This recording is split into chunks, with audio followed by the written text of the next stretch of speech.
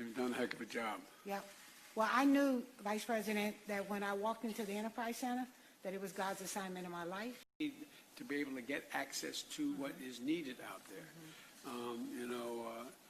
We should have, for example, a safer shopper program. If in fact a business abides by all the rules that are set out to enhance the probability that someone can walk in safely and everything is being met, they should be able to get a certificate, a safer shopper, plastered on the window of the business that you can walk in because they've taken all precautions that are rational and necessary in order to protect the safety of the customer.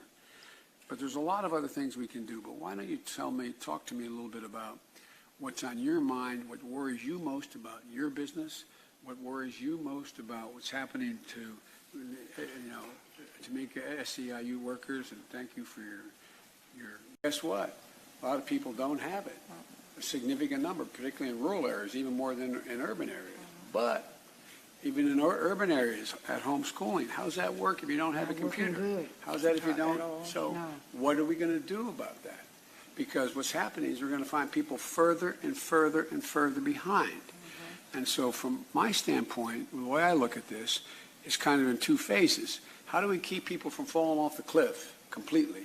Keep them on dry land up there, number one, and have them be able to move forward. And then how do we move them into a completely different circumstance than they were before? Significantly greater care across the board in terms of public health. And that can create millions of jobs across the country. But my point is that what do you do right now to ensure that there's worker protection, there's accountability, and as we reopen responsibly and put you in a position where you're safe when you show up to work, and it's guaranteed you're going to be safe, where you're tested, tracing going on, and the circumstances, the protective gear and the protective circumstances that you work in exist.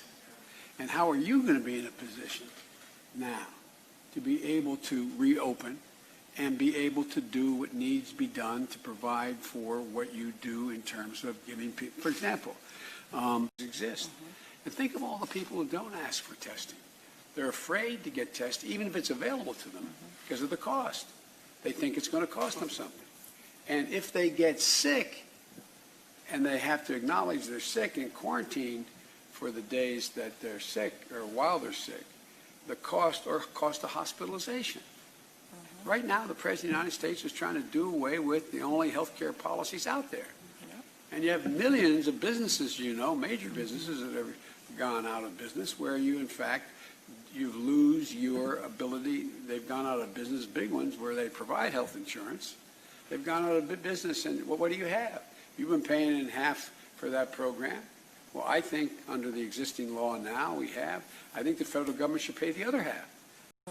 The grocery store workers stacking the shelves have died. And all of a sudden people are realizing the people who can shelter in place, like you all have been able to do, and me, who's been carrying this on their back? The essential workers. Anyway. I think they want to take a picture of us. Like this